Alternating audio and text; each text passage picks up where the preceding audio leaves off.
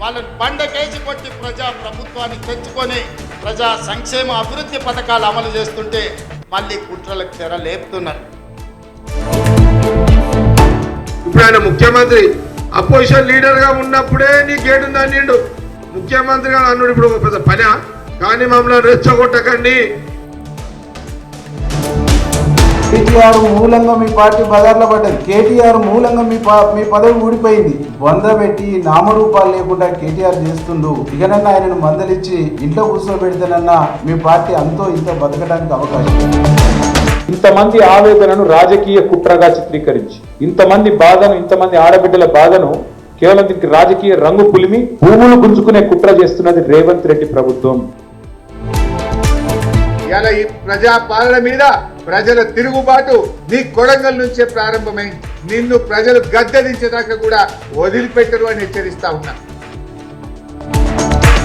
అక్కడున్న కార్యకర్తలు ఎవరో నరేందర్ రెడ్డి గారికి ఎన్నిసార్లు చేశారు కాబట్టి, ఆ నరేందర్ రెడ్డి గారు కేటీఆర్ గారికి చేశారు కాబట్టి కేటీఆర్ కూడా పాత్ర ఉందని ఏదో చిలిపి చిన్నపిల్లలు చేస్తారు. అలా చిల్డ్రన్స్ డే మరి ఇక్కడ ఉండే అధికార యంత్రాంగం, ముఖ్యమంత్రి, ప్రభుత్వం కూడా పిల్లలు చేసేలాగా చేస్తా అంటే మీ పరువే పోతుంది. ఆయన రేవంత్ రెడ్డికి ఒక ఫోబియా పట్టుకున్నాడు. అది మెంటలీ డిసైడ్ అయిపోయింది. ఆయన ఎట్లనే కేటీఆర్ని అరెస్ట్ చేయాలి అని చెప్పి మొన్నేమో కార్ రేస్ లేదు అన్నాడు. ఆ కార్ రేస్ లేవుంది, ఏమీ లేదని అధికారులు చెప్పారు. ఏదో ఒకటి చేసి అరెస్ట్ చేయాలి.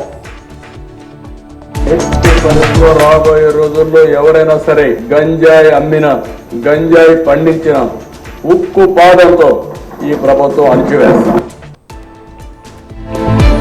మనిషి అధికారం మొదలెక్కి అహంకారంతో ఉంటే ప్రకృతిలో ఏమి జరగదు, ఏమి అనుకోవటానికి లేదు. నిదర్శనమైన సభ. ఏనాడు మేము మాట్లాడలేదు. జగన్మోహన్ రెడ్డి గారి కుటుంబం గురించి మేము ఏనాడు మాట్లాడాలి. సాక్షిగా మా తల్లిని అవమానిస్తే కూర్చోమంటారా? ప్రతిరోజు అవసరం నిలబడ్డాడు, సింగల్ గా నిలబడ్డాడు, సింహంగా. 2 లక్షల కోట్ల కుంభకోణం అవసరంతో వినాలి. దీని అనాపైక్యత నిరూపించడానికి నేను విశాఖపట్నం వరకు సుమారు 1000 కోట్లు, 2000, 3000 కోట్ల వరకు ఆధారాలతో సిద్ధంగా ఉన్నాను అధ్యక్షుడు. ఆధారాలతో గవర్నమెంట్ వచ్చిన మొదటి నెలట 1వ తేదీ జీతం వచ్చిందంట అధ్యక్ష. 2వ నెలట 2వ తేదీ వచ్చిందట గవర్నమెంట్. 3వ నెల 3వ తేదీని వచ్చిందట. 4వ నెల 4వ తేదీని, 5వ నెల 5వ తేదీని జీతం ఇచ్చారంట అధ్యక్ష. 5 సంవత్సరాలు గడిచేసరికి 2 నెలలకు ఇస్తారా అని టీచర్స్ భయపడుతున్నారు అధ్యక్ష.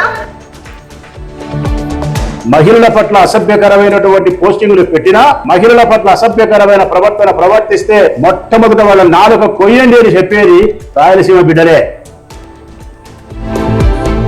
11 సీట్లు గెలిచి కూడా మీరేం చేస్తున్నారు? దాన్ని మీకు మాకు ఏమిటి తేడా? మాకు ఓట్లు రాలేదు కాబట్టి మేము అసెంబ్లీకి వెళ్ళలేదు. మీకు ఓట్లు వచ్చినా 11 సీట్లు గెలిపించినా జగన్మోహన్ రెడ్డి గారు అసెంబ్లీకి వెళ్ళకపోతే మాకు ఆయనకు ఏమిటి తేడా?